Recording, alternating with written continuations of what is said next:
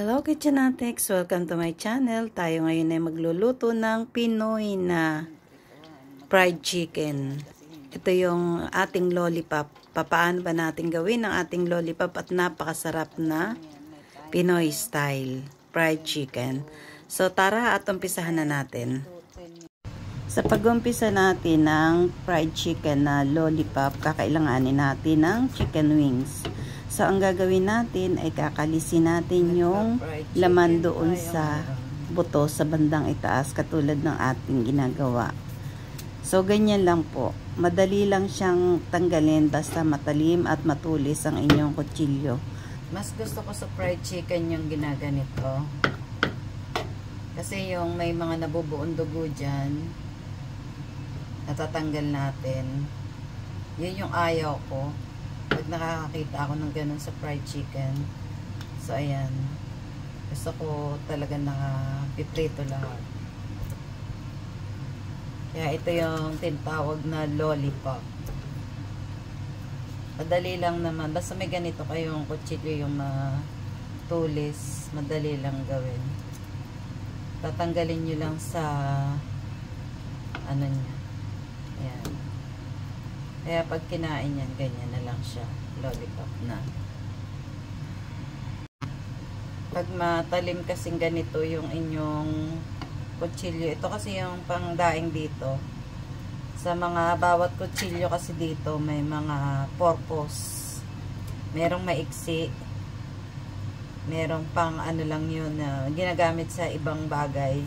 Tapos yung ganito, ito yung special sa pandaing. So, pwede rin sa mga ano, ayong pang fillet. Ito, sa mga ganito. Matalim kasi yan. Basta ibababa nyo lang yung ano nyo pala. Para iwas disgrasya. Ganyan, oh. Ibababa nyo. Tusok lang, tapos ganyan. Tapos baliktad. Nakadali lang naman. Yan. Kalis na lahat.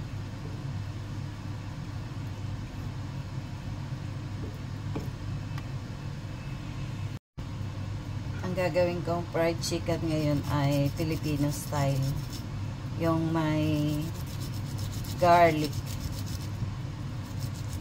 Garlic lang at saka patis. Pero syempre malutong pa rin yun dahil sa ating ilalagay. So, ginagawa ko, nagagadgad muna ako ng ano, gadgad ng bawang. Maganda Pinoy yung bawang para noot na noot doon sa manok yung ano, yung lasa.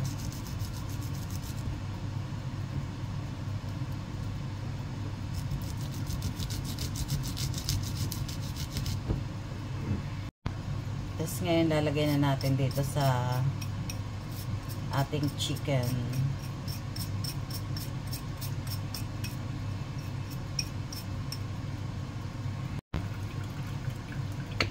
Lagyan na rin ng patis na panimpla. Yan. Lagyan na rin ng lemon o kalamansi. Kalamansi masarap din. Eh wala dito ang kalamansi. Kaya lemon lang tayo.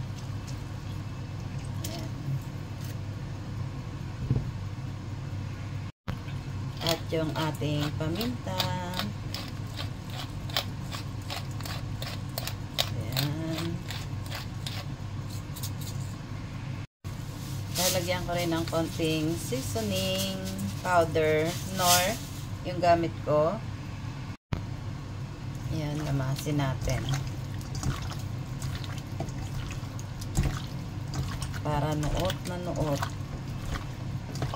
Tapos, mga 2 hours, 3 hours bago natin anuhin, iprito. Overnight, mas masarap. Nuot na nuot po talaga. Yan. Nanonoot doon sa ano, sa laman niya, diba? Yung kinalis natin. Yung ano niya, oh, ayan. Noot na noot dyan.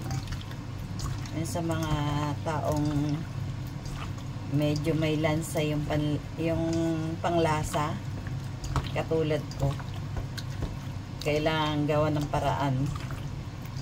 Kaya ako talaga pag magluto talagang ayoko yung malalasahan ko ang lansa, lalo na sa adobo.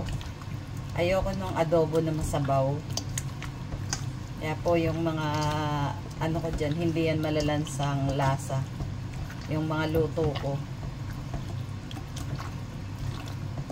Kasi ako po may problema sa dila. Ewan ko ba, nawawalan ako ng gana pag may nalasahan akong hindi maganda. Kaya pag birthday ko, kahit na po sang katutak yung niluluto ko, hindi ako na-order, hindi sa nagtitipid ako, pero baka hindi ko gusto yung lasa. Nakakahiya naman, diba? Nakakahiya dun sa nagluto, akala yata hindi masarap. Ang may problema yung dila ko po. Pag nakalasa ako ng konting nawawalan na ako ng ganang kumain. So, naglagay tayo ng corn flour sa ating chicken. Kailangan habang nagpiprito tayo, halo tayo ng halo sa corn flour kasi namumuo siya. So, ayan. Okay na. So, ito, magpiprito na tayo ulit.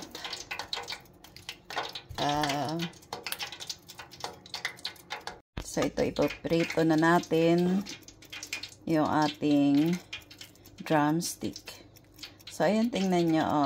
Inaano ko siya pagka piniprito ko, binubuka ko ng ganyan. Ayan, tapos sasalang na natin.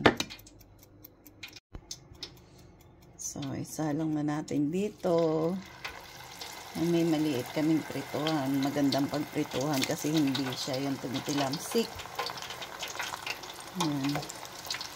Ano lang yan, may timer. 8 to 10 minutes lang, okay na siya. So ayan, yung sinasabing nalulutoy na uubos sa inyong yung asawa ko. Untik niya na unang salang. Ayan, ubos na.